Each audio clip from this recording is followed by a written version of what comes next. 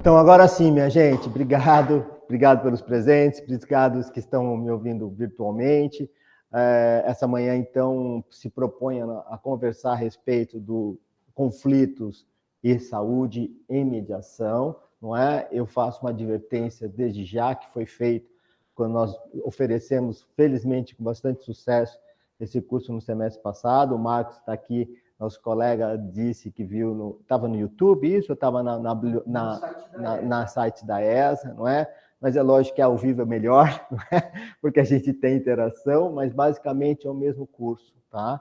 E o que eu acho importante é frisar em relação ao mesmo curso. Pessoal, quem está me ouvindo, então, virtualmente, quem está chegando agora, apenas para mostrar a nossa dinâmica. As aulas estão sendo aqui presenciais, mas vocês, senhores e senhoras, fiquem à vontade de fazer as perguntas.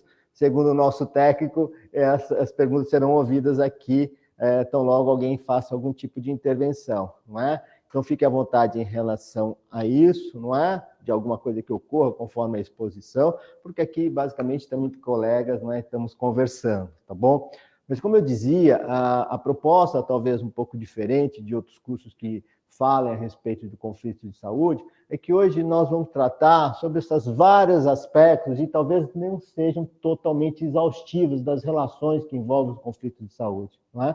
Nós temos aqui, principalmente, então, quais são esses conflitos, né? E quais são os limites que envolvem esses conflitos. Então, vejam bem, sempre a título exemplificativo que nós temos, não é? Nós temos, quando falamos desse grande assunto, não é? Conflitos que envolvem, primeiro, o hospital com o paciente e os familiares, né?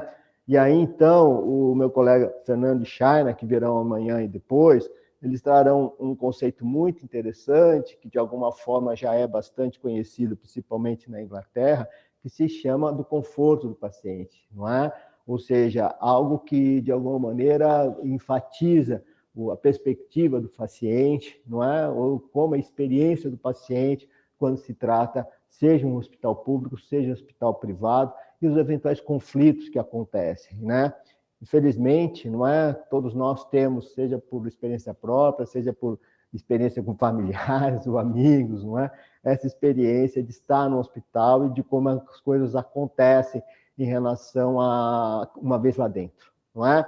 Então, existe uma instituição, né, que tem suas regras, né? E aí também existe um corpo hierárquico dentro desse hospital, seja público, seja privado. Existe, às vezes, a questão externa, que é o plano de saúde, eventualmente, não é? E aí, então, existe lá a pessoa que está fragilizada e os familiares, de alguma forma, em torno dessas pessoas, né? Então, quem já passou por essa experiência sabe muito bem quais são os conflitos decorrentes de opções que são feitas, muitas vezes, pelos funcionários, enfermeiros, chefes de enfermaria, doutores, né? Médicos de diferentes especialidades, muitas vezes, então, há muito ruído de comunicação, de alguma forma.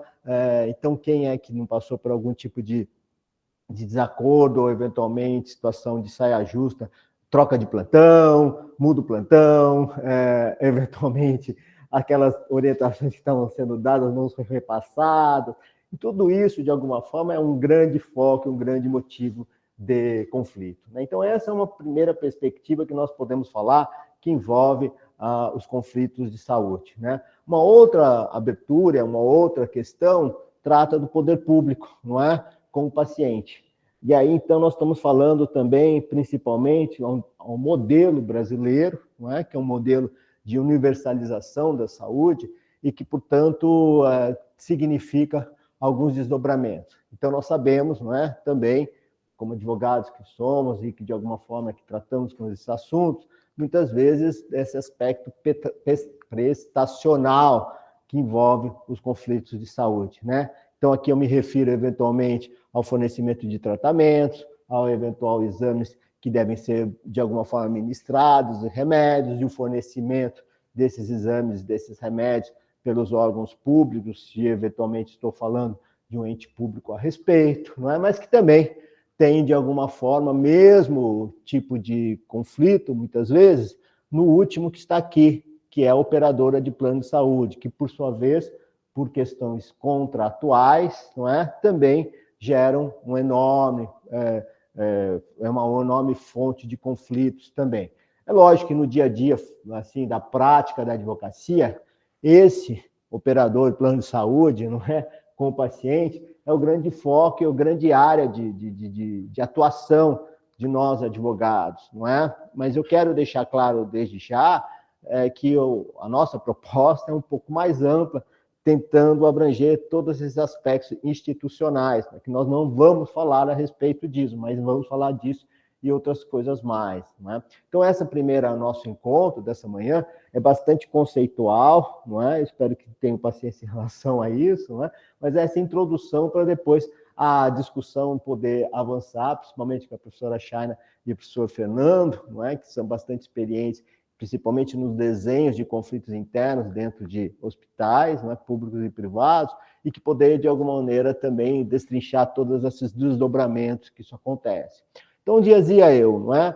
Se existe, eventualmente, conflitos entre o poder público e o paciente, a operadora de plano de saúde e o paciente, com o hospital, com o médico, o paciente, ou seja, veja quantos desdobramentos que a operadora, de alguma forma, também pode se envolver, né? Também existem esse recheio aqui que também impacta o conforto do paciente, muitas vezes, não é? Então, é uma médica, uma equipe clínica que também interage com o paciente e os familiares, assim como o corpo clínico também, e também o médico, eventualmente, com a equipe clínica também pode se envolver em conflitos que envolvem questões de saúde. Então, vejam, de novo, sem a pretensão de querer esgotar, de alguma forma, vejam as grandes dimensões que isso pode acontecer. E aí, então, nós vamos, de alguma forma, nos abeberar de fontes teóricas para tentar entender como isso acontece. E o autor, quem sabe, envolvendo a mediação, envolvendo a solução de conflitos, que melhor resolva isso, ou para nós, pelo menos, de alguma maneira, foi pioneiro nesse aspecto, é esse autor seminal chamado Morton Deutsch. Por que ele é importante? Porque ele tem uma visão exatamente sistêmica, não é? Ele tem uma visão global a respeito, institucional a respeito, não é? Então, ele, de alguma forma, nos traz alguns aportes fundamentais para a gente pensar na resolução de conflitos, principalmente os chamados conflitos institucionais, não é? Então, falar de Morton Deutsch também, primeiro nos remete a falar sobre essa ideia de cooperação e competição interpessoal. Basicamente, então, quando nós falamos em mediação, regra geral, né, nós estamos pensando, então, na ideia da cooperação. E o que vai ser muito positivo é que ele ressalta que o fato de existir o conflito não é necessariamente algo negativo, né? O conflito sempre é, entre outras coisas, motivos para rever estratégias, para eventualmente rever comportamentos, é o modo também de estabelecer novas regras de comportamento. Então, nós que normalmente nos associamos, talvez eu esteja aqui falando até de maneira bastante pejorativa, mas de qualquer forma é o senso comum, que o conflito é algo negativo, não é? O conflito não é necessariamente algo negativo. Nós podemos extrair, portanto, aspectos positivos do conflito, e a questão envolve principalmente a ideia do relacionamento interpessoal, não é? Ou seja, eu posso ver a competição interpessoal como um ato humano, não é? E, ao mesmo tempo, a partir daí, nós extraímos algum tipo de cooperação ou de cooperativismo a partir dessa interação entre as pessoas. E aí, então, é lógico que Deutsch é muito marcado pelo tempo que viveu, não é?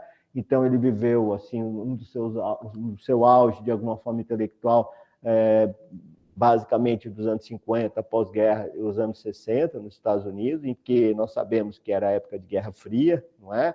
E que os Estados Unidos também, ao mesmo tempo que afirmava os direitos civis, não é? Também é um momento de tensão, Guerra do Vietnã, e de alguma forma a contraposição desse estado belicoso enorme e, ao mesmo tempo, esse estado de tentar cooperar e, de alguma forma, compor os interesses, não é? mas ele tem justamente, além desse desdobramento, essa preocupação com a justiça social para a resolução dos conflitos, porque ele sempre age no aspecto das instituições, não é? Ele também foi pioneiro nas chamadas pesquisas das dinâmicas de grupos, não é? E situações como dos hospitais ou do ambiente hospitalar ou bem dos conflitos de saúde, isso de alguma maneira acontece bastante, né? Porque muitas vezes a gente não está falando apenas num conflito unipessoal, não é? Não é sempre que nós estamos falando de paciente e médico, às vezes estão falando com uma equipe, ou estão falando com um quadro administrativo, não é? E essa sua contribuição, portanto, é muito importante. Qual tipo de resolução? Essa resolução, como ele designa e que nós designamos de forma construtiva, não é? Ou seja, algo que possa ser objeto de ouvir todas as pessoas para que de alguma forma seja externado esse conflito e a partir de então buscar uma solução, não é? Então, qual é a atualidade de Morton Deutsch? Principalmente tratar desses conflitos institucionalizados ou não, e se eventualmente eles não estão institucionalizados, como é que eu faço para absorver, não é? Porque nós vamos ver mais à frente algumas tipologias, não é? Uma classificação dos conflitos, não é? E isso também, de alguma maneira, vai ter impacto, não é? E seja na esfera interna, que nos diz respeito aqui, né? Ou seja, numa relação entre entes privados, grupos-estados, das instituições, mas ele também deu uma enorme contribuição na reflexão dos conflitos internacionais com as suas reflexões, não é? Então, como eu mencionei, Guerra do Vietnã e outros conflitos que os Estados Unidos se envolveu também contaram com a atenção de Deutsch, não é? Uma das pedras de toque, de alguma maneira, diz respeito à ideia da teoria dos jogos, né? Alguém já ouviu falar em teoria dos jogos alguma vez ou não? Seja o pessoal daqui ou quem está aqui, não é? Então tá ótimo. Então, Marcos, só relembrando então a teoria dos jogos, para quem conhece e para quem não conhece, não é? Aqui tem uma definição, né, do que seja a teoria dos jogos, não é? Ou seja, primeiro o aspecto interdisciplinar que envolve várias áreas de conhecimento, não é? Não só a questão da matemática, da economia, da política e também da psicologia, da sociologia, da antropologia, tentando entender, não é, principalmente o aspecto comportamental da interação social, não é? E ela é muito atual, porque se vocês pegarem, não é, os prêmios Nobéis, não é, recentes, né, principalmente dentro da economia, está muito em voga essa questão que diz respeito ao processo de decisão, né? Como é que as pessoas decidem, de como essas decisões de alguma forma impactam, não é? A economia comportamental é algo realmente aí, para usar uma expressão antiga, da crista da onda, né? Ou seja, algo que de alguma maneira está realmente cada vez mais sendo objeto de observações e de estudos a respeito, não é? Então, ela, de alguma maneira, bastante de forma simples. Alguém quer falar? Não. De maneira bastante simplificada, não é? Ela não só leva em consideração o aspecto estratégico, não é? Como também leva em conta a questão dos comportamentos das pessoas, mas frisa, e é isso que importa aqui, o que estamos hoje de manhã falando, não é? O aspecto de que sempre uma ação de determinada pessoa depende do grupo ou depende do comportamento de outras pessoas. Ou seja, mostram, então, a interdependência, não é, nessa relação social e as consequências que isso tem em relação a cada tipo de dinâmica da relação social, não é? Então, um comportamento meu individual tem impacto para o grupo, né? Assim como o comportamento de outra pessoa do grupo também tem impacto no meu comportamento, não é? E aí, a ideia é que com essas teorias dos jogos, né, que é uma forma de abordagem, né, que também pressupõe um modelo matemático, não é, dizem a respeito da questão da interação e a decisão. Então, nós não estamos falando da decisão judicial, obviamente, mas a decisão, não é, de como eu interajo no relacionamento. Se eu falo, se eu não falo, se eu fico quieto, o que eu falo, de que maneira que eu falo, não é? O impacto que isso tem. Dentro da mediação, isso é fundamental, porque uma das formas mais, digamos, produtivas e objetivas de solucionar os conflitos é mediante a construção de consenso, ou seja, ouvindo todo mundo, não é? E a partir dos pontos convergentes, isso é a lição básica dentro da mediação, né? Ou seja, se eventualmente existe aqui algum tipo de divergência, né? Marcos, Meire e Lúcia, e todos que estão aí, não é? De alguma forma, isso de alguma maneira tem algum impacto no comportamento, né? Então, se o Marcos, a Meire e a Lúcia, não é? Quer eventualmente deixar a porta aberta ou fechada aqui da sala, né? De alguma maneira a gente pode chegar a algum tipo de consenso, não nos modos da conciliação, né? Mas usando as técnicas de mediação justamente para mostrar que, na verdade, o Marcos, a Neide e a Lúcia não querem a porta aberta e fechada, mas a Lúcia tem muito frio, o Marcos quer, está muito calor, a Neide eventualmente entra muita luz, não é? Então, nós podemos criar alternativas, que é justamente o campo da própria mediação, não é? E, de alguma forma, então, a teoria dos jogos, não é? Tem alguns conceitos fundamentais. Ele sempre pressupõe a existência de alguns jogadores, né, players, no jargão norte-americano, não é? Que estão lá na situação de decisão. Né? A estratégia são exatamente essas opções, não é? Depois a gente vai disponibilizar, mas pode ficar à vontade para tirar, tá? Mas então existem as opções, né, que não são apenas a porta fechada, né, mas a partir dos interesses, como a gente sabe, nas lições básicas de mediação, vão criar as opções e as estratégias a respeito, né, fecha a cortina, sobe a cortina, usa óculos escuros, porque está muito claro, enfim, a geração, eventualmente, de alternativas, não é? E também, eventual, um sistema de recompensas, né? Ou seja, principalmente dentro da esfera legal, muitas vezes, não se explora muito a tutela premial, não é? Aqui dentro da mediação e dentro de uma eventual ambiente institucional, não é? Não é apenas um aspecto sancionador, né? Se você fizer isso, você vai ser suspenso, né? Mas, se você fizer isso, você vai ganhar um dia de folga, se você fizer isso. Então, de alguma maneira, também trabalha com as duas conceitos, né? Não só no aspecto sancionador, tal como a gente está, de alguma maneira, acostumado naqueles modelos práticos da lei, né?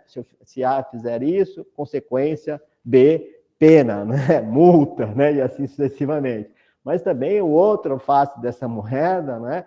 Que é o sistema de prêmios e de recompensas também. Algo que muitas vezes, então, no horizonte da lei, nem sempre está muito evidente para todos nós, não é? E, de alguma forma, também, é preciso que a gente possa aplicar em vários aspectos, e o que nos interessa aqui é que a gente possa pensar no que nos diz respeito. Já que eu contei isso, né, eu pus aqui, não sei se todo mundo aqui da tela está conseguindo ver, né, mas o exemplo clássico, né, é o dilema do prisioneiro, não é? Não sei se todo mundo conhece, né? Peço desculpa novamente para aqueles que já conhecem, né? Mas só passando rapidamente, né? Numa situação ideal e fazendo as ressalvas que nós estamos falando de uma realidade norte-americana, né? Em que um eventual Ministério Público, não é? Faz a seguinte proposta. Hoje não é tão distante assim da nossa realidade, porque é possível também algum tipo de flexibilidade dentro do processo penal brasileiro, né? Antigamente era até impensável, né? Nós não estamos exatamente nessa situação, mas estamos, quem sabe, caminhando por conta de alguma coisa próxima disso, não é? Não sou penalista, mas tudo aqueles conhecimentos que eu tenho, de alguma forma, me autorizam a dizer isso, não é? E, basicamente, dizem o seguinte, não é? Ora, o Ministério Público propõe o seguinte ponto. Se, eventualmente, eu observar, e se todas as pessoas, eventualmente, vierem a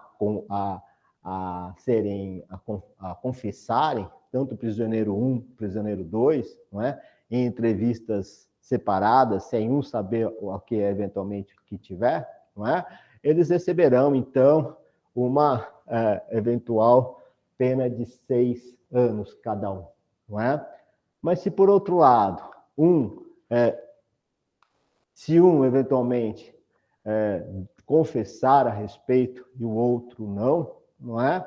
Eles receberão uma pena de 10 anos, aquele que eventualmente for dedurado, né? For eventualmente indicado como autor, e aquele que confessar ficará eventualmente fora e não apenado. Então, veja, do ponto de vista da competição, não é? E isso que é o ponto importante, né? A pessoa que eventualmente pensa apenas em si, não é? Fica eventualmente tentado a dizer, não, eu vou confessar, né? De alguma forma, porque eventualmente sofrerei menos com isso, não é? Mas, se eventualmente o outro também assim o fizer, não é? E aí, então, tanto um quanto o outro, né, sofrerão uma pena de 6 anos, não é? O que mostra isso? E mostra justamente o aspecto individual de cada um, do comportamento, não é? Mas mostra também que, se eventualmente os dois vierem eventualmente a se comportar de maneira na ideia de corrupção, os danos serão menores. Ou seja, não são os menor em questão de valor, mas o risco será menor, não é? Por quê? Porque essa hipótese aqui é uma hipótese tudo ou nada, não é? Essa hipótese aqui é a hipótese tudo ou nada, não é? Essa hipótese aqui é uma hipótese interessante, de mínima, mas muito arriscada, não é? Na medida em que eu não sei como o outro irá se comportar. Então, de alguma forma, ele, a partir desse experimento, que de alguma maneira é o exemplo clássico da teoria dos jogos, a outros, né, mostra justamente até onde é possível cada um se comportar individualmente, de forma egoísta, digamos assim, não é? E quanto isso, egoísta é um pouco delicado falar, porque isso pressupõe algum tipo de juízo de valor a respeito, né? Como dizia um filósofo, né? Eu sou eu e minhas circunstâncias, né? Então, a gente não sabe, de alguma maneira, o eventual dimensão de quem está passando por isso. Mas, o que é importante é que existe um ponto de equilíbrio, aí que entra a matemática, né? Que é o famoso equilíbrio de Nash, que é exatamente esse meio termo entre os dois pontos extremos que o dilema nos oferece, não é? É interessante que outros exemplos existem também da teoria dos jogos, não é? Uma, por exemplo, faz menção à existência de um determinado terreno a ser explorado entre as pessoas que têm uma sua criação de vacas, por exemplo, não é? Então, tento eventualmente dividir isso em 10 partes iguais, não é? E aí, então, há um tempo máximo, nós estamos falando em ecologia hoje, em questões ambientais, né? Se eventualmente eu distribuísse, ia há um momento de saturação de quantas vacas podem, de alguma maneira, ocupar aquela questão, aquela área, né? E aí, a teoria dos jogos aí funciona de maneira um pouco diferente. Ou seja, se eu distribuo para todos de alguma forma, todos vão fazer a melhor criação de vacas, todos vão ter o mesmo incentivo em relação a isso, não é? Todos de alguma maneira, será que seria melhor entregar isso a um profissional e ele eventualmente reverter os benefícios disso à comunidade? Será que cada um teria que fazer um estábulo separado, e aí são 10 pessoas, 10 estábulos, ou centralizar? Ou seja, basicamente diz respeito da organização da nossa sociedade. Então, para o nosso, com a questão aqui, não é? Mostra, por exemplo, a necessidade de, muitas vezes, associação acontecer entre pacientes, muitas vezes em relação a órgãos institucionais representantes da categoria dos enfermeiros, dos funcionários, ou eventualmente dos convênios que os hospitais fazem, e o quanto isso otimiza, eventualmente, os próprios recursos, não é? Então, vejam, dentro dessa ideia, não é? Há, como disse eu, o chamado ponto de equilíbrio, chamado conceitualmente, então, de equilíbrio de Nash, né? Ou seja, só posso mudar meu resultado dentro das estratégias escolhidas pelos outros competidores, outras pessoas postas, não é? Disso, pessoal, nós chegamos à seguinte conclusão: existem determinadas situações em que eu posso pôr a ênfase na cooperação ou posso, eventualmente, pensar em estratégias não cooperativas.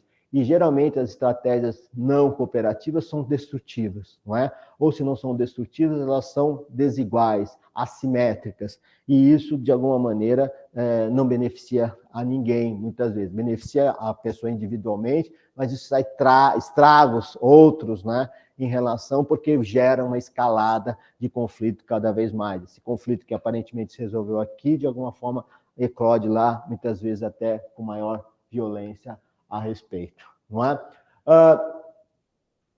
Bom, a partir disso também nós precisamos pensar como é que esses players, esses jogadores, estão atuando nesse cenário, não é? Então, eu preciso também fazer uma análise um pouco pessoal desses participantes, né? Sem, de novo, querer ser exaustivo, não é? Ninguém está aqui também sendo ingênuo, poliano, extremamente, para mostrar que esses participantes têm certas características, não é? Então, alguém, de alguma maneira, que tem pessoas que têm mais força dentro desse jogo cooperativo e ele precisa, de alguma maneira, apesar de ciente desse força, está imbuído desse espírito cooperativo, né? Existe uma questão que envolve a personalidade, que a gente, infelizmente, não consegue controlar também, e isso pode ser um grande combustível para a escalada do conflito, não é? Também o aspecto emocional do momento, né? Uma pessoa normalmente que é fleumática, equilibrada, mas está passando por um eventual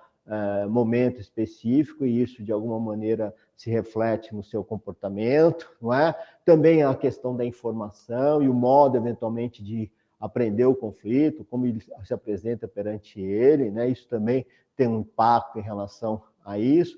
Então, todos esses elementos combinados, de alguma forma, vão refletir, de novo, naquelas várias interações que eu fiz menção no começo da nossa conversa, não é? E aí, então, outro conceito também ligado a Deutsch, não é?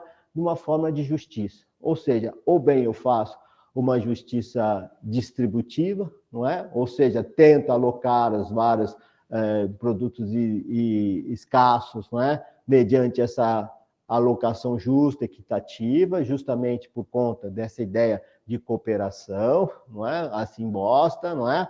Levando em consideração, portanto, algum tipo de aspectos, como, por exemplo, as necessidades, as igualdades que são buscadas, mas também nós podemos pensar em uma ideia retributiva, não é? Então, na chamada justiça retributiva, não é? Aí, então, o conceito é um pouco diferente, na medida em que há a ideia bastante bosta da punição, ou seja, que é a ideia de sanção que nós já buscamos e, de alguma forma, é mais familiar, digamos, das noções dentro de direito, né? Então, vejamos, na justiça dita distributiva, não é? Se busca, portanto, um conceito ideal, né, de igualdade, de equidade, não é? Leva em consideração a questão das necessidades e também a eventual, de alguma forma, utilidade de cada um dos meios que nós temos. Isso pode ser reproduzido por conflito, aqui nós falamos de medicina, né, ou de conflitos de saúde, né, dentro dos hospitais, não é, dos recursos existentes, das opções feitas, não é, e às vezes levam a dramas humanos bem, de alguma forma, emocionantes, que nós sabemos, né? Só tem, eventualmente, tipo de produto, que opção que eu faço, de qual maneira, como é que eu vou acomodar isso, né? Isso é, infelizmente, algo que repete muito mais que a gente pode pensar, não é? Aí, a outra ideia, não é, que nós não é mais cara, de alguma forma, que é muito mais familiar em relação a nós, não é? Que pensa na questão da proporcionalidade, da responsabilidade, da forma de reparação, não é? Então, vejam que a ideia de crime aí é, de alguma maneira, bastante enfatizada, não é? De alguma forma, as respostas dadas pela sociedade por alguém que se desvia eventualmente de comportamento, não é? também é respondida com uma forma de punição, não é? Muito bem. Talvez uma das coisas que mais me encantem na ideia de Deutsch, né, é exatamente essa proposta de tipologia de conflitos, não é? Então, Deutsch nos oferece, então, uma ideia de que os conflitos, de alguma maneira, podem ser classificados, sofreram um tipo de tipologia, né? Tipos de conflito. Não é? Então, o primeiro conflito, que ele eventualmente é o chamado conflito verdadeiro, em que é possível, de alguma maneira, ser declarado, e eu posso identificar as pessoas envolvidas, não é? E, de alguma maneira, aquilo que, ainda que seja posições diante daquilo que acontece, né? Então, ele nos dá um exemplo, né? Algo bem prosaico, né? De uma questão entre marido e mulher, né? Imagine numa situação, não era, obviamente, não estava falando de pandemia, né? Mas com a situação de pandemia, né? Em que a sala pequena, né? A esposa quer fazer lá seu ateliê das suas atividades e o marido quer fazer o seu próprio escritório, não é? Então, esse é o conflito. O que vai virar a sala, né? Lugar de trabalho do marido ou, eventualmente, ateliê da esposa, né? Esse é um conflito verdadeiro declarado porque as cartas estão na mesa, as pessoas de alguma forma são possíveis de serem identificadas, não é? E aí, então, as possíveis soluções a respeito deles decorrem, não é? E ele prossegue. Vejam, se eventualmente se nós tivéssemos, como ele diz no exemplo, um sótão, ou eventualmente uma sótão e porão, né? Um porão, né? Para buscar, não é? Nós teríamos então um conflito contingente, porque de fato a solução está lá brilhando. Então eles estão de alguma maneira usando a sala como palco, né? Para um conflito de alguma forma que não é exatamente esse, já que existem outras opções viáveis e de alguma maneira para acomodar os seus próprios interesses, né? E a esse, então, ele dá o nome de conflito contingente, não é? E aí, então, essa noção eu já acho bastante riquíssima, porque, de alguma maneira, já é importante para a gente mapear, eventualmente, as suas posições, não é? Outra situação é a questão do conflito deslocado, ou seja, a rigor, eles não estão brigando por conta da sala, estão brigando por conta da relação marital, que não vai muito bem, não é? Ou seja, a questão não é exatamente essa que gera o próprio conflito, não é? E ele, então, na sua classificação, chama esse conflito deslocado, porque a rigor, a disputa não se dá em função, eventualmente, de como é que cada um vai trabalhar, né? Mas sim a respeito da própria relação que, eventualmente, se instaura e que, de alguma maneira, existe entre eles, não é? Então, veja que interessante e rico já são essas três noções, recapitulando, né? O conflito verdadeiro, o verídico, né? Conforme a tradução, não é? Que é bem identificável, né? Depois, aquele que, de alguma maneira, apenas mascara, porque existem outras alternativas postas, não é? E o conflito é deslocado, na medida em que o cerne da discussão, o cerne, eventualmente, da desinteligência, da incompreensão, não é exatamente aquele posto no conflito dito como, de alguma maneira, identificado, né? O conflito é outro, né? De fato, né? E existe também o conflito chamado latente, não é? Ou seja, esse conflito latente, né, tem uma atualidade enorme, vejam que a riqueza de Deutsch em relação a isso, né? Porque ele trata muito em relação a questões que envolvem a ideia de informação e consciência da sua posição. Isso diz respeito, principalmente, às questões que envolvem as minorias, não é? Se, eventualmente, alguém, de alguma forma, é desrespeitado, seja como mulher, seja, eventualmente, da sua posição, seja envolvendo sexo, seja raça, seja o que for, né? E, de alguma maneira, ele não tenha consciência disso, isso é uma fonte de conflito. Mas para ele ainda não parece conflito, mas porque é latente, porque mais para frente isso poderá acontecer, tão logo lhe chega a informação, tão logo, de alguma maneira, venha a se dar conta, a consciência de que isso acontece, né? Então, vejam, principalmente vejam em relação a questões dos direitos, também voltando ao aspecto de saúde, né? Muitas vezes, as pessoas não sabem que têm direito a certos tipos de acesso, seja por parte do Estado, seja eventualmente dentro das prestações que os hospitais podem fazer, ou às vezes até o corpo clínico ou o corpo médico, as enfermeiras, administrativos, de alguma maneira, não sabem que têm determinados direitos a serem, de alguma forma, postos, né? E às vezes aceitam isso até por desconhecimento, por não saberem que isso acontece. Mas isso pode ser fonte, no futuro, não é, de eventual conflito, então logo eles tomem conhecimento de que algum tipo de direito supostamente está sendo desrespeitado, não é? Isso também é chamado um conflito latente. De alguma forma, você pode ter sofrido algum tipo de conflito, mas conscientemente você acha aquela situação normal até que alguém lhe diga, não é, que esse grande sofrimento é fruto de uma eventual de justiça ou eventualmente fruto de algo que lhe incomoda tremendamente, que busque uma forma de solução, não é? Então, de alguma maneira, sempre na ideia cooperativa, todos estamos confortáveis, não é? É possível chegar a uma solução melhor, não é? Há, de alguma maneira, também o chamado falso conflito, não é? Que, de alguma maneira, diz respeito a chamados decorrentes de má percepção, má entendido, má compreensão. Vejam, muitas vezes, não é? As pessoas, não é, de alguma forma, se envolvem no conflito e põem esse conflito com a pessoa que está na sua frente, não é? Exemplo clássico é nas instituições que acontece, né? Ou seja, pune o mensageiro, mas não pune a mensagem porque não sabe quem é que eventualmente fez essa mensagem, né? Se alguém, por exemplo, chega lá e diz lá no hospital, ou seja, eventualmente numa relação, não pode fazer isso, não é? É natural que o humano tenha raiva da pessoa que está dando essa mensagem, não é?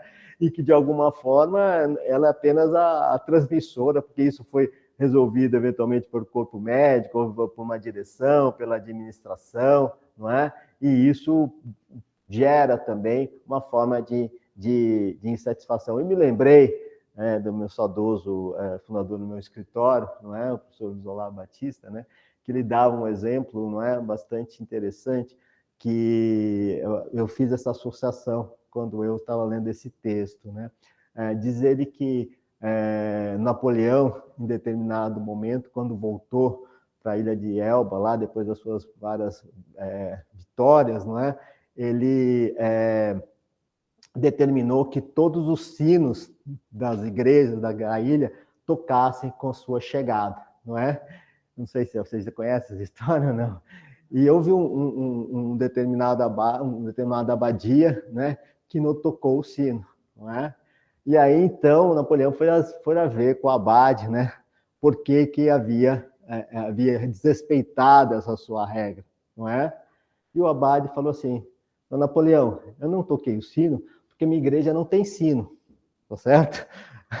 Então, não se trata de estar desafiando, não estar, de alguma forma, desrespeitando a sua determinação, não é? Mas apenas tão somente porque a minha situação não permitia, então, tocar o sino porque a minha igreja não tinha sino, não é? Então, essa ideia, portanto, que muitas vezes esse falso conflito, de alguma forma, se dá, e é o que mais acontece hoje no nosso dia a dia, não é? Essas questões de mal-entendidos, por conta de uma palavra mal colocada e coisas que a gente conhece muito bem. Então, isso, pessoal, eu acho que é algo bastante rico dentro da nossa ideia que nós temos de tipologia dos conflitos, porque se vocês olharem muito bem e depois estudarem isso e tentarem adaptar para cada uma das situações de conflito que vocês vão se enfrentar, eu tenho certeza que vocês vão conseguir mapear de maneira muito mais e com benefícios essas tipologias existentes, não é? Pois muito bem. Vejam, então, a partir daí, nós entramos nas questões envolvidas nesses conflitos, não é? Então, que questões que eventualmente podem ter, de alguma forma, elementos para nós levarmos em consideração, não é? Então, o primeiro elemento, não é, a questão do controle dos recursos, né? Recursos do espaço, né? Lá no exemplo do marido e mulher da sala, né? Ou a questão de recursos escassos de dinheiro, ou às vezes também a questão do controle do poder, não é? Então nós sabemos muitas vezes que essa questão do poder, de alguma forma, também é fruto, principalmente no microcosmos ali da relação das mediações e das situações de conflitos de saúde, né? É aquela pessoa que muitas vezes não é o superior hierárquico, né, mas de alguma maneira quer exercer esse poder, dizendo pode, não pode, né? E às vezes não existe essa proibição, né? Nós sabemos isso que acontece também institucionalmente bastante disso, né? Então, é falta dessa visão cooperativa em relação à questão, né? Depois a questão também de externar, e é importante que se externe, não é? As preferências, os incômodos. E aí, então, entra outra coisa também que não pode ser negligenciada, né? Os gostos individuais, não é? Com a preferência de alguém, e como é que a gente acomoda isso, não é? E aí, então, a questão do poder, quer dizer, eu gosto, mas eu que mando, né? E isso também precisa ser mapeado para a gente buscar uma forma, de alguma maneira, concertada com isso, né? Depois, a questão também que envolve valores, não é? Quero dizer com isso, de alguma maneira, a gente tem que estabelecer um tipo de forma de cooperação, não é? Que esse valor do tudo ou nada não leva a uma grande solução, não é? Então, as preferências de cada um, de alguma maneira, precisa abandonar a opção do tudo ou nada, não é? E é lógico que é uma questão ideal, não é? Mas que, de alguma forma, também precisa pensar individualmente, não é? Então, eu trouxe aqui algumas situações, não é? Podem se aplicar no ambiente de saúde, não é? Ou seja, em relação à própria forma de solução que nós temos, né? Tem pessoas que veem, não é? A questão da saúde sob a forma, a despeito da universalidade da nossa Constituição, mas que há uma grande ênfase em relação à forma privatista de conflitar, de enfrentar as questões de saúde, principalmente em relação à concepção dos hospitais, a questão da forma de prestação, não é? Há outros que, de alguma maneira, põem a ênfase, né, em fortalecimento dos órgãos públicos em relação a isso, não é? E que talvez nós saibamos que justamente o nosso sistema é interdependente em relação a isso, né? Nem todos o sistema dos serviços dos hospitais públicos dá conta, eventualmente, de toda a nossa rede, né? Assim como também a rede privada, de alguma forma, necessita bastante e muito, né, da rede pública também, né? Então abandona esse aspecto do tudo ou nada, né? E aí eu pus aí também outros assuntos que também perspassam essa ideia dos valores e como, de alguma forma, tratar, né? Então, existe a questão do aborto, não é? Que, de alguma maneira, vira e mexe, está lá sendo regulamentado pelos nossos parlamentares, né? Hoje também se discute também os cuidados paliativos, não é? Quando chega lá no fim da vida e como isso, de alguma maneira, pode ser encaminhado, né? Nós sabemos que existe hoje, principalmente nos países da Europa, não é? Legislações que autorizam essas formas paliativas, não é? A Suíça tem algo nesse sentido, a França está discutindo agora, né? Mediante expressões, às vezes até usando um pouco eufemisticamente, mas que, de alguma maneira, diz respeito ao prolongamento da vida ou não, numa situação como essa, não é? E, finalmente, pessoal, uma outra ordem de questões que a gente precisa também mapear. Vejam bem, então, aqui nós estamos tentando mapear questões, principalmente nesses aspectos institucionais, nessas relações que eu fiz referência, tá certo? É a questão dos preconceitos, as questões das ideias pré-concebidas, né? Ou seja, preconceito, até na raiz da palavra, a gente sabe, né? Pré-conceito, ou seja, um conceito feito a priori, antes mesmo de conhecer a pessoa, antes mesmo de conhecer a própria situação, não é? Então, eu dei alguns exemplos aqui, né? Fulano é distraído, fulano é relaxado, né? E a gente sabe o quanto isso, de alguma maneira, contamina e, de alguma forma, envenena uma relação, né? E que isso, de alguma maneira, pode ser um fruto de um grande conflito, principalmente no ambiente institucional, não é? Feito isso, então, pessoal, Deutsch nos propõe, então, duas modalidades de conflitos. Ele é bastante ácido em relação a isso, não é? Porque ele já fez a sua própria opção, né? Quando ele põe que os conflitos podem ser destrutivos, ele diz, olha, destrutivo já tem uma carga enorme, não é? E que, de alguma maneira, já mostra o quanto eles são negativos em relação a isso, né?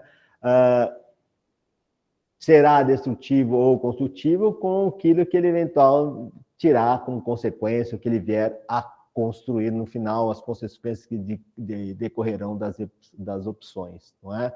E aí, então, como eu disse, quando eu falo do conflito construtivo, não é? É importante mostrar que na Gênese ele não é positivo ou negativo, mas ele é uma grande oportunidade para esclarecer um entendido, para melhorar o relacionamento, de alguma forma pode ser, por outro lado, dependendo de como as pessoas recebam, né? Trazer uma amargura, uma angústia a respeito. Mas o que nós estamos aqui enfatizando é que é possível trazer aspectos sempre positivos da existência do conflito e como é que nós podemos construir isso que nós, de alguma maneira, queremos fazer nessas relações, não é? E aí, então,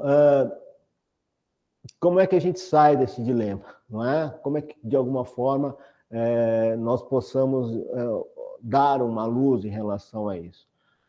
Como diz ele, nos propõe, né? Na competição, se eventualmente as pessoas correm, um vai e o outro morre afogado, mas se um ajuda o outro, os dois se salvam, não é? Então, de alguma maneira, como é que a gente possa mostrar? E aí a resposta é a ideia da interdependência, não é? Só que a interdependência não está ligado sempre às relações simétricas, né? Sempre relações, uma igualdade, né? Nós tem vários elementos aqui de relações verticais, de relações horizontais, não é? E os seus graus, eventualmente, que precisam ser trabalhados, não é? Então, por exemplo, alguns a independência fica mais evidente e outros, de alguma maneira, nem sempre mais evidente, né? Então, eu dei algumas sugestões aqui para reflexão a respeito disso, né? Por exemplo, num corpo clínico, um corpo médico, tem um trabalho de equipe, né? Muitas vezes, né? Mas poderá ter lá o cirurgião mestre, né? Que é doutor e craque naquele assunto, né? Que venha a brilhar, não é? Mas, de alguma maneira, apesar de todo esse tipo todo tipo de capacidade, né? Não negligencia a sua equipe, não negligencia as pessoas que estão à sua volta, não é? Basicamente, então, nós temos uma forma dentro das instituições para falar quais são os comportamentos que exacerbam isso, quais os comportamentos que eventualmente contribuem para a cooperação, não é? São, de alguma forma, expressões bastante, de alguma maneira, específicas, né? Que eu vou tentar simplificar basicamente aqui, não é? Vejam, substitutibilidade diz respeito se a pessoa pode ter como peça intercambiável, não é? É lógico que isso, de alguma maneira, baixa um pouco a força, eventualmente, de barganha ou de pressão pessoal, não é? Se, eventualmente, nesse exemplo que eu acabo de dar, não é? Em relação a esse grande cirurgião, não é? Mas sabendo que outros podem fazer tão bem quanto ele, aquela sua tarefa, não é? É lógico que ele vai, de alguma maneira, querer prestigiar a sua equipe, de alguma forma manter a sua equipe coesa, porque ele pode se sentir ameaçado em relação a isso, não é? De alguma maneira, se ele fizer formas de incentivo dentro da sua equipe, não é? Essa equipe vai se sentir extremamente mais, de alguma forma, motivada para estar junto a ele, de alguma maneira, induzir um ambiente mais saudável a respeito, não é? Vejam, e aí, então, nós penetramos, não é, dentro de situações bastante específicos, né, em relação a certos temas do comportamento cooperativo e do comportamento competitivo. O primeiro, então, diz respeito à ideia da comunicação, não é? Se espera, portanto, no ambiente cooperativo, não é, essa clareza, essa abertura, não é, as cartas estejam sempre sobre a mesa a respeito do que se quer, não é? O primeiro caminho é declarar as vontades, declarar as insatisfações, declarar eventualmente os conflitos. Está muito frio? Está muito frio? Tá, acho que dá sim. A gente vai fazer um intervalo daqui 5 minutinhos, não é? Que vai dar 10h30, daqui a pouquinho, e daí a gente faz. Essa é uma posição, então, que diz respeito à ideia da comunicação, não é? É importante que, nesse aspecto, seja uma mão de duas vias. Eu quero, de alguma forma, me comportar sim, mas eu também pressuponho um tipo de comportamento que também as pessoas se comportem também, digam as suas insatisfações, também põem as cartas em relação à mesa, né? Outro aspecto também a ser dimensionado é a questão da percepção, não é? Ou seja, na ideia do construção do consenso, não é? É preciso que cada um dê o seu tijolinho a respeito, né? E as eventuais percepções erradas, de alguma forma, serem esclarecidos cada vez mais, porque a construção do consenso é justamente naquilo que há de convergência em relação a aspectos importantes, não é? A Lúcia está com frio, não é? Mas é preciso saber também se a Meire e o Marcos também estão, não é? E, eventualmente, o modo pelo qual esse frio, de alguma maneira, pode ser solucionado para todos com uma temperatura ideal, não é? Então, sem dúvida nenhuma, as percepções de cada um em relação à eventual questão, não é? De alguma maneira, quebra aqueles fantasmas, né? O que ele quer com isso? O que ele está pensando com isso? Qual é o plano B dele? O que é o real objetivo, não é? Então, isso também é algo que precisa ser mapeado e percebido também nessa construção do conflito. Não só a comunicação ser clara, não é? Mas também aquela ideia, poxa, não tem plano B, eu quero isso mesmo. De alguma forma, não há um plano maquiavélico, não há. Então, essas percepções que é extremamente humanas, não é? Precisam ser desconstruídas numa situação como essa para que algo possa ser construído mesmo, não é? E aí, então, essa dualidade que nós nos oferece, né? Uma coisa é ter uma atitude amigável, confiante, a outra é desconfiada, como acontece no competitivo, né? No ambiente competitivo, né? Mas o que não é um falso confiável, não é? E aí é o grande problema do relacionamento humano, né? Ou seja, a ideia da mediação e todos os meios autocompositivos pressupõe, então, uma boa fé a respeito, né? Queria fazer um parênteses aqui, né? Porque quando a gente analisa os textos norte-americanos, principalmente aqueles que já têm contato há muitos anos com os meios autocompositivos a respeito, eles já identificaram, por exemplo, principalmente por questões envolvendo questões corporativas, comerciais, né? A quem, de alguma maneira, identifique os meios alternativos, principalmente a mediação, ou eventualmente a conciliação, como modos de caçar ou pescar informações, não é? Os textos norte-americanos, de alguma maneira, não são insensíveis a isso, ou seja, eles que, de alguma forma, já têm certos anos de experiência comparado ao nosso desenvolvimento, né? Isso, de alguma forma, já foi mapeado, de alguma maneira, né? Então, sim, que isso é um desvirtuamento da ideia de mediação, tal como a gente cai. Então, não é que eu entro numa mediação, não é? Porque eu acredito na mediação, porque eu acho que a mediação pode ser realmente aquilo que vai resolver, né? Há quem, de alguma forma, e isso é um desvirtuamento, isso de alguma forma é algo que é reprovável, né? Que não entre de boa fé em relação, entre de má fé, não é? Apenas para eventual buscar informações, não é? e ainda que ele não possa trazer provas lá no conflito institucionalizado, no conflito judicial, né, mas de alguma maneira fazer um pouco sentir um pouco a temperatura, ou saber informações que são preciosas a respeito, né? Então, aqui é preciso fazer essa observação, né? A ideia cooperativa, não é? Mas, né, de novo, eu não quero parecer aqui, da forma que eu estou expondo, né, que eu estou sendo poliano, ingênuo demais. Nós estamos pondo questões conceituais para poder, diante de boa-fé, fazer mesmo a construção dos próprios conflitos, não é? Então, continuando, não é? Se nós temos, de alguma forma, um verdadeiro espírito cooperativo, não é? A primeira missão é identificar o conflito, não é? E aí, de alguma maneira, buscar como isso vai ser acomodado, não é? E não como se pede no competitivo a ideia de enfraquecer o outro, a ideia de impor a sua vontade, a ideia de fazer conforme aquilo muito emocional, digamos assim, não é? Então, vejam, aqui, de alguma maneira, nós temos algumas observações também, que eu destacaria mais nesse slide, não é? Os aspectos que envolvem algo que é bastante já comum quando falamos de mediação, não é? Então, eu sublinhei aqui, não é, a questão da empatia, não é? Que é algo que envolve um componente emocional muito grande, não é?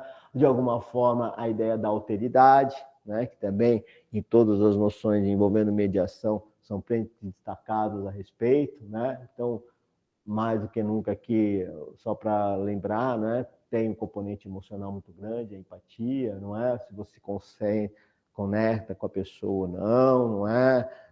Não é uma unanimidade, não é?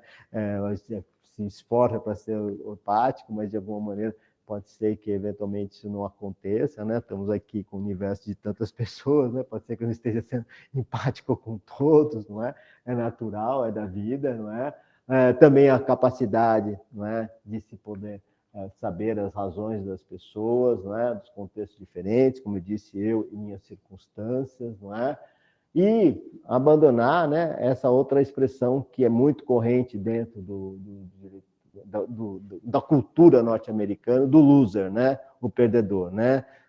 Isso, quem tem filhos mais adolescentes, ou quem de alguma forma sabe, quase uma gíria a respeito, né? Você é loser, de alguma maneira, e sempre isso alimenta vingança e aumento do conflito, não é? Pessoal, vamos fazer um intervalo agora, de uns 5 minutos, né, pessoal? Aqui e na volta, se alguém quiser fazer algum tipo de pergunta, me fale, a gente, antes de voltar, eu abro para as perguntas, tá bom? 5 minutinhos então, pessoal, são agora no meu 10h31, né? Então, 10 minutinhos, né? Melhor. 10h40 voltamos, combinado? Obrigado.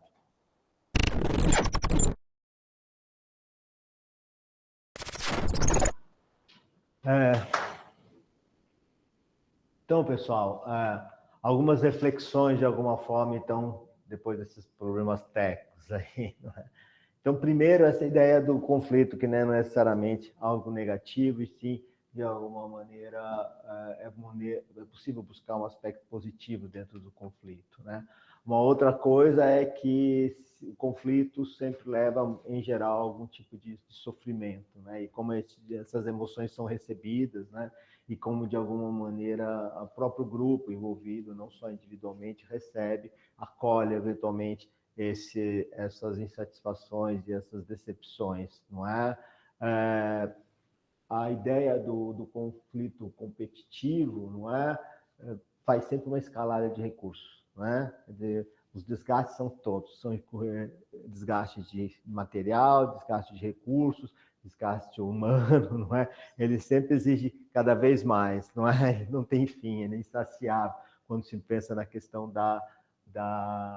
de alguma maneira, da postura eventualmente competitiva, né? E aí, então, Deutsch cunha mais uma expressão, né, que diz da cilada situacional, não é? Aquela ideia do bem intencionado, né? Aquele que eventualmente quer ajudar, aquele que eventualmente, aparentemente, tem um comportamento cooperativo, mas o seu entorno não é cooperativo, né? E aí, então, ele, de alguma forma, entra nesse enredado porque ele é uma pessoa desgarrada, eventualmente, do ambiente que está lá. É preciso que todos estejam no mesma página, digamos assim, em relação a isso, né? Então, esse é um aspecto também bastante enfatizado e nessa expressão que ele tenta retratar quando ele fala da cilada situacional, não é? Aqui, pessoal, é o que eu acho que a gente tenta fechar esses raciocínios, né, que eu falei antes, né, para ir da identificação, porque o que eu bem disse, se fui bem compreendido, é essa ideia de mapear o conflito, né? Quais são os elementos importantes, não é, para se mapear o conflito, não é? E aí, então, aqui eu tentar elencar esses, né? Resumindo, existência de interesses comuns, não é? Ou seja, primeiro vamos falar a respeito do que a gente tem em comum, para depois falar das nossas diferenças, não é? Então, esse é um recurso que o mediador usa reiteradamente e que, seja das diferentes técnicas que seja, não é? Principalmente a mais evitante, né? O Marcos aqui está no conflito, né? Então, o Marcos expõe seu conflito, aí o mediador, geralmente, numa postura diz: não, deixa eu ver se eu entendi, Marcos. Você disse isso, que você está com muito frio, que gostaria que a temperatura aumentasse mais 2 graus, que isso de alguma forma melhora a sua saúde, confere, ou seja, esse recurso que o mediador se utiliza bastante, né, melhora bastante a comunicação. E as pessoas outras que estão ouvindo, de alguma maneira, vão identificar o que é em comum, o que não é em comum, as eventuais diferenças para essa construção, não é? É lógico que isso, se o Marcos usa de uma linguagem polida, uma linguagem educada, uma linguagem de alguma forma urbana, né? Isso tem um tipo de impacto, né? Diferente de dizer, poxa, está insuportável isso aqui, né? Não sei como vocês aguentam, né? Eu estou quase saindo dessa que está uma geladeira, né? Ou de alguma maneira isso tem impacto também em relação àquilo que vai ser construído, não é? Também se há a questão cultural, das crenças, dos valores, não é? Também é importante para a construção de conflito, de forma construtiva dos conflitos, né? Isso é uma coisa muito interessante em relação à questão cultural, não é? Ou seja, como nós vivemos dentro do nosso país, né, diferentes formações de diferentes culturas, nós temos essa característica, né, de ser um país que é exatamente essa miscigenação de pessoas de diferentes origens, não é? E também de diferentes níveis em relação socioculturais, socioeconômicos, né? Então, muitas vezes, os choques culturais, esses choques acontecem, né? E, às vezes, então, é preciso um certo balizamento, porque as pessoas, às vezes, estão falando a mesma coisa, mas com linguagens diferentes, né? Porque não compartilham, muitas vezes, do mesmo pensamento, ou pensam até igual, mas expressam isso de maneira diferente, né? Então, às vezes compartilham os mesmos valores, mas dizem de maneira diferente, que pode dar a entender que eles estão falando de coisas diferentes, né? Então, muitas vezes a tarefa do mediador, não é tentar, de alguma forma, equalizar essa linguagem, mostrar, eventualmente, que estão, às vezes, dizendo a mesma coisa, ou então, se estão falando as mesmas coisas, entender as razões pelas quais estão falando coisas diferentes, não é?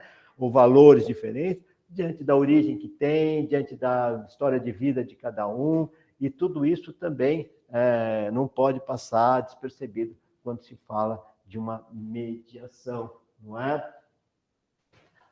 E, finalmente, a ideia da comunicação aberta, de forma não truncada, né? Sem, eventualmente, lapsos de questões não declaradas a respeito, não é? É lógico que, e isso é interessante, e aí voltamos ao nosso tema, né, conflitos de saúde, se nós temos um relacionamento anterior, não é? Isso pode ser positivo, pode ser negativo. lógico, nas formas construtivas, nós temos que tentar mostrar o quanto é positivo o relacionamento anterior, né? Ou seja, se existem comportamentos repetitivos que geram determinados conflitos, né? Como é que ele se comportou no conflito semelhante anterior, não é? Qual foi a solução buscada? Como é que foi o encaminhamento em relação a isso? E se foi negativo, não é? O que deu errado a respeito disso, né? Por que não funcionou? Não é? Será que a vida agora não está nos oferecendo uma nova oportunidade para que outro tipo de solução aconteça e não se repita eventualmente aquela forma destrutiva que anteriormente aconteceu? Não é? Então, essa ideia que também é bastante rica para o tipo de conflitos que nós enfrentamos dentro do relacionamento de saúde, né? É muito rica, não é? Porque há determinados comportamentos reiterados que às vezes se repetem entre as mesmas pessoas ou então com outras pessoas, mas que o modelo de conflito é muito reproduzível, digamos assim, não é? Então, esse aspecto também é bastante interessante de observar quando nós estamos mapeando conflitos dessa natureza, a experiência e o relacionamento prévio, né? Sempre do aspecto positivo em relação a isso, não é? Bom, outra questão que diz respeito aos fatores que afetam o andamento do conflito, né, é a própria natureza do conflito, o tamanho do conflito, não é? E aqui o tamanho levado em dois aspectos. Quantas pessoas eventualmente envolvidas em relação a isso, né? Imagina algo que vá envolver o corpo clínico todo, ou o hospital todo, ou eventualmente só entre duas pessoas, o médico e o paciente, ou o médico e a enfermeira, né? Mas também, essa é uma dimensão, não é? De pessoas envolvidas, mas outros também, algo que é muito premente dentro do conflito de saúde, que às vezes é apenas entre interpessoal, entre uma pessoa e outra, mas está falando da vida da pessoa, né? Da sobrevivência da pessoa também, né? Então, nós precisamos ter essas duas dimensões quando nós falamos em relação ao tamanho do conflito, não é? Ou seja, qual o drama lá posto, não é? De alguma maneira, uma das técnicas aí propostas, não é fazer com que essa forma de comunicação, não tenha muitos ruídos. Se nós estamos falando algo institucionalmente que vai envolver o hospital todo, eventualmente um corpo clínico todo, não é? É preciso estabelecer quem é que vai falar, quem de alguma maneira vai estabelecer essa comunicação, porque se há muitas pessoas falando ao mesmo tempo e coisas diferentes, né, essa convergência fica mais difícil, eventualmente, de acontecer. Então, isso, principalmente no ambiente institucional, é importante para a gente ter a respeito. Mas, como também nos adverte Deutsch, né, um pequeno ruído pode depois virar um barulhão, não é? Se não for bem tratado, não é? Então, algo que começa bastante pequeno, né, pode ganhar uma repercussão enorme, né? Você viu o que aconteceu com não sei quem, não é? E aí, então, de alguma forma, isso contamina outras esferas e vai além daquele conflito localizado, não é? Isso também, sob o ponto de vista institucional, precisa ser realmente pensado. Então, não podemos negligenciar nenhum tipo de conflito, seja ele pequeno ou seja grande, principalmente das proporções que ele pode tomar, não é? Outra questão, a rigidez, né? Ou seja, a rigidez que nós tanto tentamos trabalhar quando falamos em mediação de conflitos, não é? Essa rigidez, de alguma maneira, precisa passar por um raio-x, abusando aqui da expressão médica, né? Ou seja, que tipo de rigidez é essa, não é? A rigidez diz respeito por conta da escassez dos recursos ou por uma questão pessoal mesmo, não é? Que de alguma maneira um capricho, digamos, de alguém, não é? Ou seja, o que é a origem dessa rigidez, não é? De alguma forma, essa rigidez é porque a pessoa não está com a boa vontade aberta o suficiente para receber aquilo que está sendo objeto, não consegue, de alguma forma, aprender qual é o núcleo disso mesmo, não é? Então, a rigidez precisa ser posta por esse raio-x, ou posto no divã, e de alguma maneira, qual é a raiz dessa rigidez? Por que nós estamos pensando na ideia dessa rigidez, não é? A outra coisa também, que não é exclusiva dos conflitos de saúde, mas também aqui nós podemos mapear e temos que pensar, não é?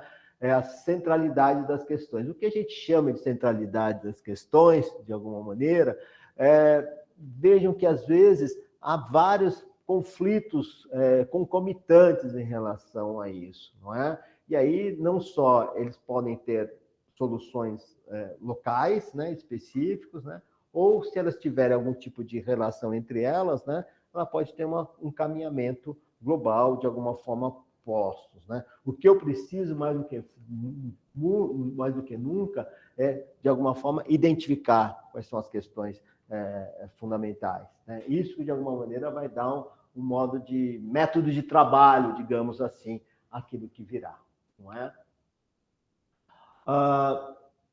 E aí, então, ainda falando da natureza do conflito e desses fatores, né, às vezes existem questões que envolvem essa interdependência, né? Leia-se, corpo clínico com o médico e, eventualmente, com reflexos no próprio paciente, não é? De alguma maneira, saber quais são essas questões é importante para que a gente possa saber o que é conflito, o que, de alguma forma, são apenas ruídos de comunicação, não é? Um outro ponto, não é?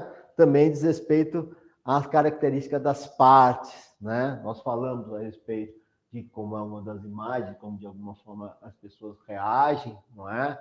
E aí, então, Deutsch também traz algumas questões interessantes a respeito disso. Traço de personalidade, não é? Se eu conheço alguém que é extremamente competitivo, não é? É possível que a minha tendência seja também entrar na onda dele, ser competitivo também, não é? Porque essa é a linguagem, eventualmente, que ele entende, que ele, de alguma forma, opera, não é? Então, é uma armadilha que nós, de alguma forma, temos que ter consciência e verificar se é possível, apesar disso, um outro tipo de espaço, um outro tipo de abordagem com pessoas assim, não é? De alguma maneira, é lógico que seja competitivo ou não seja competitivo, não é? As pessoas têm seus sonhos, suas vontades, né? Tem algo de individualismo aí que não pode ser negligenciado. Então, isso é outra coisa também que Deutsch, de alguma forma, nos oferece, né? Quando eu falo, de novo, porque eu sempre cuido da ideia de não me descolar da realidade, sabe? Sempre quando ele fala dos processos cooperativos, não é para a gente anular a nossa personalidade, não é deixar de alguma maneira fazer com que por debaixo do tapete, ou seja, se eu tenho esse espírito competitivo, se eu tenho eventualmente algo mais narcísico, digamos assim, não é negar que isso aconteça, não é? É pôr na mesa para isso ser objeto próprio da discussão, não é? Mas o fato de eu ser isso não significa que eu descarte necessariamente o processo cooperativo, não é? Então, eu posso ser uma pessoa extremamente individualista, ou de alguma forma competitivo, né? Com algumas aspirações pessoais, não é? E mesmo assim me integrar dentro de um ambiente cooperativo, né? Isso não anula necessariamente, né? Pode ser mais difícil, né? Sensibilizá-lo, fazer entender os benefícios, mas isso de alguma forma não exclui a prioristicamente essa situação, não é? Aqui, de alguma maneira, muitas vezes é a questão do terceiro, não é? E aqui entramos nós, não é? Diante do eventual conflito, não é? Nós, eu digo os mediadores, né? Como é que esses terceiros podem interagir numa situação como essa, não é? Primeiro é preciso que haja o reconhecimento, né, dos mediadores, dos mediandos ou eventualmente das pessoas conflitos da existência desse terceiro, não é? Porque até então eu não falei da figura do terceiro, né? Então, tudo isso que eu disse pode ser no ambiente negocial, né? Sem esse tipo de facilitação, né?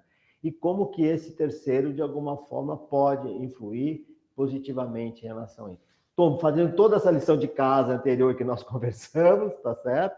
Mas mais do que nunca, de alguma forma, é que esse terceiro conte com o reconhecimento, conte com o apoio, conte com algum tipo de forma institucional de fazer com que esse terceiro seja reconhecido pelos medianos, não é? Então, esse terceiro precisa ter uma boa chegada, não é? Então, ele principalmente parte do consenso de que ele é necessário, não é? E aí, então, ele propõe algo pouco parecido, digamos, daquilo que a gente conhece, né, mais popularmente, né, do Batna e do Atlas, né, que é a melhor oferta e a pior cenário e o melhor cenário a respeito. Só que aqui um pouco, de alguma maneira, é uma variação um pouco disso, não é? Do que esperar, eventualmente, o comportamento, de alguma maneira, nós esperamos do comportamento das pessoas, né? Então, o que ele diz, né? Uma demonstração do que se espera das ações e mudanças de comportamento de Bolt.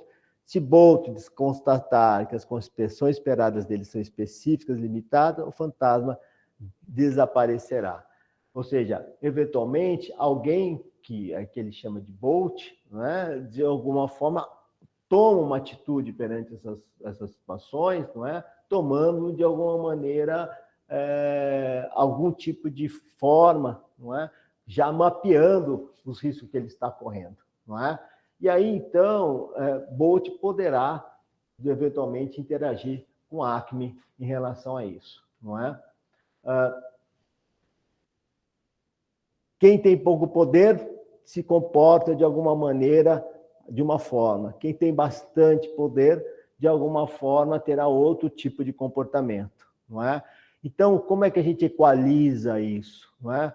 De alguma forma que Bolt seja informado das consequências negativas se não cooperar com a Acme, porque Bolt resiste, a Acme quer chegar ao consenso, não é?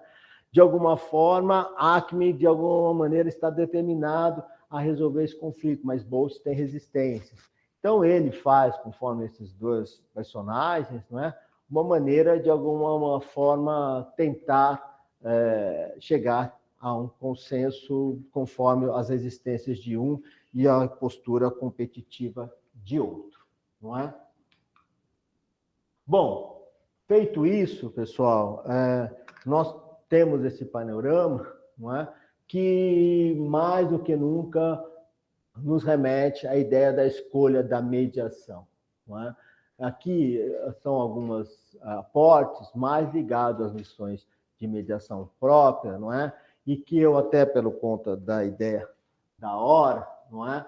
Talvez algumas eu passe com mais velocidade, outras eu me atente mais, não é?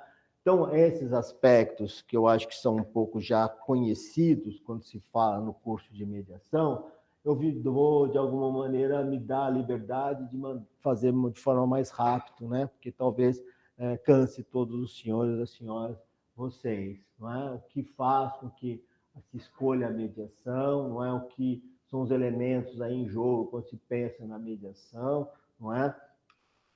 E aí também os aspectos que é importante para um advogado ou alguém quando busca a mediação, não é? O que é o meu cenário aqui? Meu cenário é dizendo, olha, sou advogado, como é que eu posso ser o mais claro possível na escolha da mediação? Ah, deu um clique aqui, que bom. Não, é a mera lista de chamada. Alguém quer falar alguém? Mas valeu.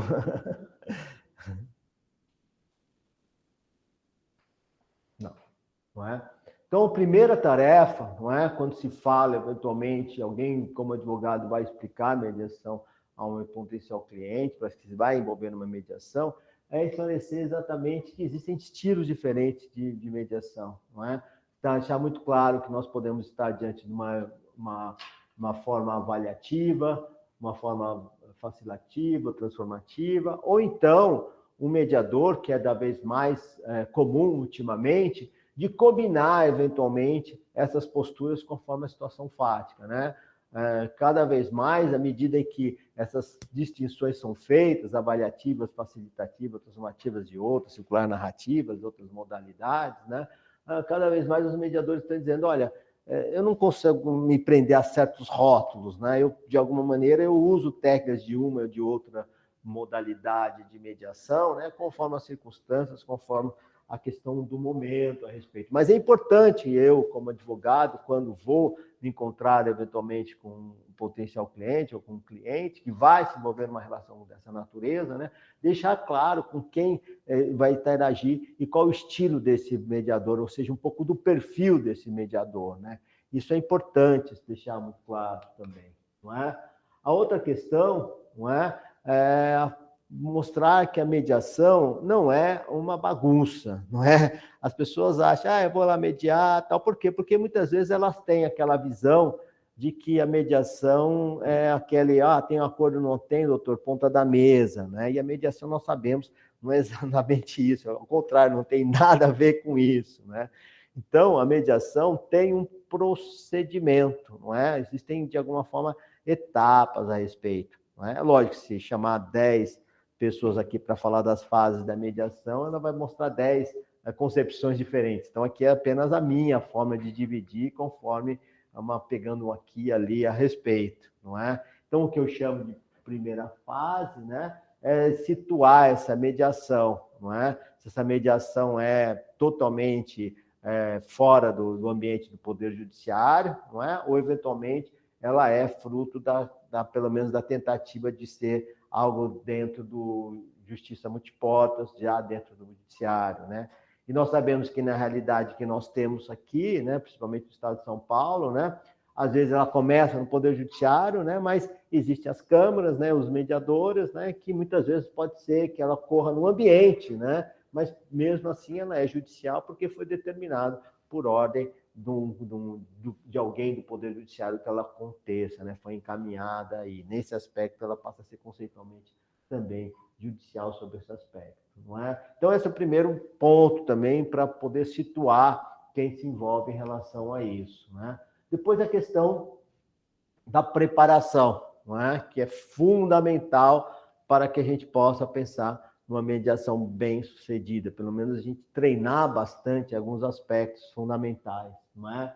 Então, nós precisamos saber que tipo de disputa nós estamos nos envolvendo, não é? De alguma forma, saber se todo o direito é disponível, e hoje nós sabemos que nós temos determinados tipos de conflitos que podem, alguma parte, ser disponível, né? Embora sejam declaradamente totalmente indisponíveis, mas há uma parcela de disponibilidade, né? Nós falamos aqui, até mesmo, eu estava conversando com o Marcos, né? Conflitos hoje tributários também estão abertos, eventualmente, a eventuais, quem mais poderia imaginar alguns anos passados, né? Que eventualmente até questões tributárias poderiam ser objeto, eventualmente, de transação, né? Mas isso já também passa as questões trabalhistas, né? Nós sabemos que os direitos trabalhistas são indisponíveis, mas há uma margem, eventualmente, de possível disponibilidade que pode ser objeto de mediação e de conciliação, assim também as questões ambientais, não é?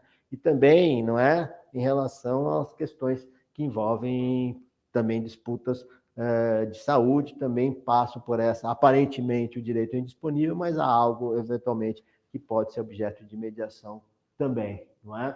Saber as forças que as partes envolvidas estão lá, de alguma maneira, quais têm, né? As pressões que sofrem cada uma delas, não é? Para resolver isso ou não, para, de alguma maneira, buscar a forma judicial ou não é?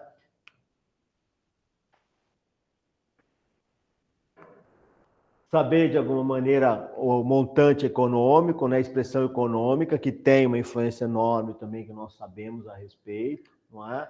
Os aspectos políticos envolvidos nisso, isso também, voltando aos conflitos de saúde, é muito importante, né, porque aspectos, de alguma maneira, de poder, né, estamos muitas vezes falando a respeito de instituições públicas, não é, de recursos públicos, e isso também tem um impacto na forma de condução do problema, não é? E saber qual papel que cada um desses envolvidos no conflito de alguma forma desempenha, não é?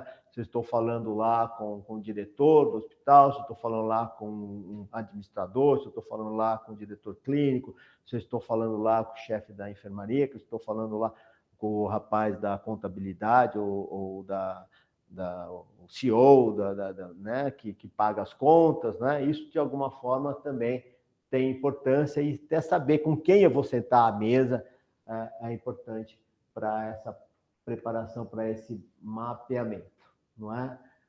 Aqui, geralmente, então, de novo, estou aqui tentando expressar algo muito específico meu, não é? Nós podemos fazer 2 blocos a respeito, não é? Feitas as devidas introduções, não é? Que passam, por exemplo, a quem não tem contato com uma mediação, lembrar, por exemplo, que pode haver as reuniões privadas, os cálculos, né? Os cálculos, né? Isso não tem nada de escuso, isso não tem nada de errado, né? Então, se a Meire, né? Se a Meire se envolve, pelo menos a primeira vez, né, numa mediação com a Lúcia, não é? Ela fala assim, poxa, o que é esse mediador que vai lá fazer reuniões privadas com a Lúcia? Ela chamou a Lúcia 2 vezes lá, não me chamou nenhuma vez até agora. O que eles estão tramando, né? O que de alguma forma tem de errado, né? Então, isso passa pela ideia da confiança e também pelo esclarecimento das regras de como se desenvolve a mediação, né? Talvez ela queira, eventualmente, esclarecer alguns aspectos, até um aspecto da linguagem, para poder até transmitir, não é o que realmente a Lúcia pretende, não é? E daqui a pouco a Meire tem lá 3 ou 4 reuniões separadas com a Meire, agora a Lúcia que eventualmente pode se sentir incomodada em relação a isso. Então, o estabelecimento da dinâmica e das regras a respeito de uma mediação também são muito importantes nessa apresentação, não só as questões do contrato de confidencialidade, dos limites, da identificação, da missão que esse mediador tem, mas também em relação à própria dinâmica da mediação, é importante ter em mente, né? E aí, então, os blocos que eu fiz referência são basicamente dois em relação a isso. Um que envolve a 4ª e a 5ª fase aqui posta, não é? Que basicamente se faz pela revelação do problema, e aí, então, esclarecimentos a respeito do próprio conflito, né? Então, as técnicas, de alguma forma, basicamente são muito dessas, da repetição, ou então as técnicas das afirmações, as técnicas das perguntas, não é? Então, quer dizer que, Marcos, você está me dizendo, tá. Quer dizer, Meire, vamos ver se eu entendi direito. Você disse isso. Então, são técnicas que o mediador lança a mão, de alguma forma, né? Para justamente superar essas eventuais 2 situações frentes, que são quase o coração da mediação, não é? Deixar muito clara a situação do problema, das situações, separando aquela ideia do problema das pessoas, não é? Os interesses das posições, não é? Que são as 2 questões de pedras de toque, quando se fala de uma mediação, não é? Daí, quem sabe, partir para a geração de alternativas, a geração de soluções, não é? E aí, então, o segundo bloco que nós temos aqui postos, né? A 6ª e a 7ª, a 6ª e a 7ª fase, não é? E que aí, então, nós vai ficar mais evidente como é que esse mediador gera ou não alternativas, né? Então, se ele for algo mais intervencionista, ele pode avançar um pouco o sinal, não é? E até encaminhar algum tipo de sugestões a respeito, ou então um perfil muito mais facilitativo, né? Espera que brote apenas da conversação, dos diálogos que eventualmente se estabeleçam entre os mediandos a respeito, né? Então, isso vai ter muito mais impacto no perfil que esse mediador tiver ou não, não é? E aí, então, se essas alternativas se apresentarem viáveis, né? E aí o modo, de alguma maneira, isso poder ser construído, né? A gente tem aquela visão, né? Que muitas vezes o mediador, dependendo da postura, né? Vira um menino de recados, né? fulano fica aqui, daí você vai lá, fulano está aqui.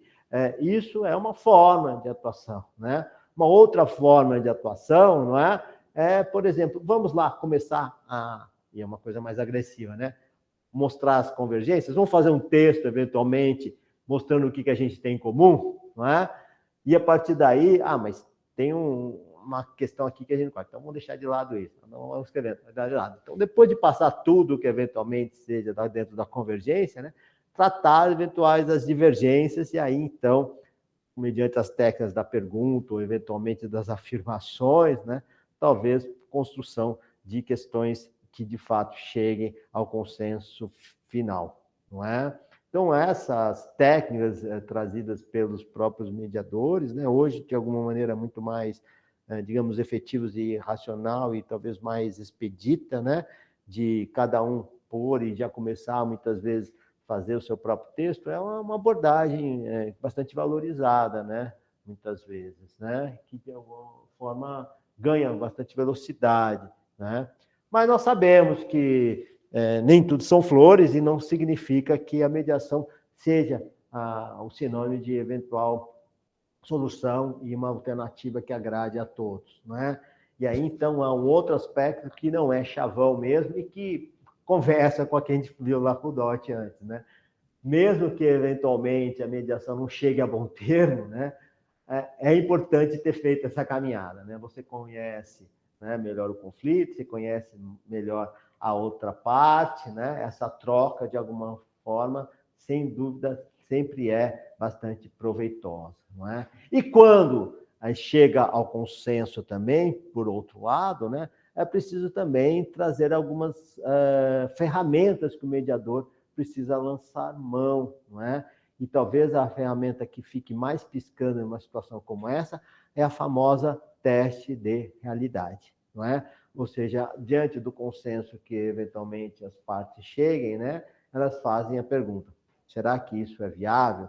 Será que você não está, de alguma forma, se comprometendo além daquilo que você tem a sua capacidade de se comprometer? Esses compromissos que você está assumindo, de alguma forma, são realmente dentro daquilo do seu orçamento, dentro da sua capacidade, dentro dos seus poderes? Você está prometendo algo que não está fora do seu alcance ou dentro do seu alcance, né? Então, é tarefa também do mediador, não é? Fazer essas perguntas incômodas, não é? Para que mostrar o quanto é execuível, eventualmente, esse consenso que está sendo construído, né? Então, esse teste de realidade ao qual o mediador tem que fazer o convite sempre às partes, quando o consenso é construído, também é uma tarefa fundamental, não é? Aí, então, o fato de se conseguir o fim ou não, com solução ou sem solução do impasse, nessa visão, então, mera consequência do que veio antes, não é? Bom, já falamos a respeito das sessões de mediação em conjunto ou em separado, os chamados cálculos, não é? E também, de alguma forma, explicar algumas coisas que o mediador espera e quanto nós, advogados, muitas vezes podemos colaborar em relação a isso, não é? Então, além de falar em relação ao perfil do mediador, não é? Ele não está lá também para ser psicólogo, não está lá o mediador para ser advogado, ou seja, toda e qualquer assessoria técnica é dada pela pessoa do qual o mediando se assessora, né? Então, se ele precisa de um assessor financeiro, porque o conflito é assim, ele que vai procurar esse contador, esse administrador. Se ele precisa, eventualmente, de algum apoio emocional, ele que vai fazer. Não será o mediador quem fará isso, não é? Isso que é importante também. Falar as obviedades, ou seja, que o mediador não vai julgar o caso dele, não é? E, principalmente, esse item 4, não é? O mediador vai fazer perguntas e o advogado e o seu cliente precisam estar preparados para resolver essa pergunta. Principalmente as perguntas incômodas, não é? As perguntas desconfortáveis. Então, é preciso que haja, desde já, uma prévia de uma narrativa, de alguma maneira, de uma versão dos fatos a respeito. E até escolha, eventualmente, de quem é que vai responder o quê, quem vai falar o quê, também passa por essa preparação entre o advogado e o seu cliente quando se envolvem em uma mediação, não é? De alguma forma, poderá haver uma situação em que, olha, esse meu cliente tem um perfil, digamos, mais mercurial, digamos, não é? Então, talvez, em relação aos fatos, eu, advogado, seja a pessoa que vá escolher ser o porta-voz disso, não é? Então, de alguma maneira, essas combinações com o seu próprio cliente seja importante. Normalmente, o quê? O mediando fala a respeito dos fatos e o advogado, não é? Fica a respeito dos aspectos técnicos a respeito, né? Mas pode haver outras combinações dependendo do perfil que esse mediando tem, não é? Se ele tiver um pavio curto, digamos, não é? Pode ser que seja mais aconselhável que esse próprio advogado, não é? Seja o porta-voz dessas vontades, dessas vozes a serem consideradas em uma mediação, não é? Outra coisa também, como é que se trabalha com o desequilíbrio de informações, não é? Então, o mediador precisa estar presente a isso, mas também o advogado com o seu cliente, quando, de alguma forma, constatar que alguém sabe mais coisa que, eventualmente, que outra parte, não é? Quais são as informações que estão acompanhando, porque a decisão informada é fundamental para que haja uma solução sustentável, não é? E, finalmente, pessoal, de alguma forma, a construção das alternativas, não é? Mais do que nunca, quando o advogado está lá, até na preparação do seu cliente, não é? Ele precisa pensar nas alternativas possíveis para a solução daquele conflito, não é? Então, a construção de alternativas também é algo que é tarefa da parte, mas com auxílio do próprio advogado. E sempre é tempo, mais do que nunca, de rever as estratégias. Então, assim como o mediador também pode fazer os seus cálculos das reuniões privadas, nada impede, aliás, é até aconselhável, né, que em determinado momento, mediador, me dá um tempinho de eu me ver aqui com o meu cliente, né, para a gente, de alguma forma, pensar nos últimos acontecimentos do caminhamento da mediação, não é? Então, pessoal, a gente está caminhando aqui para o final, infelizmente. Eu espero, então, que essa introdução, né, como eu disse, aparentemente teórica, e que tem vários aportes teóricos a respeito, tragam ferramentas para aquilo que virá amanhã com a China, com o doutor Fernando, com a doutora China, a respeito de conflitos específicos, principalmente institucionais, tá bom? Eu agradeço, eu acho que a Miriam vai disponibilizar os slides, não é? E eu fico à disposição sempre que precisarem, viu? Muito obrigado aqui, Marcos, Meire, Lúcia, e obrigado a todos que estavam aí me ouvindo e, de alguma forma, prestigiando essa manhã comigo. Muito obrigado, gente.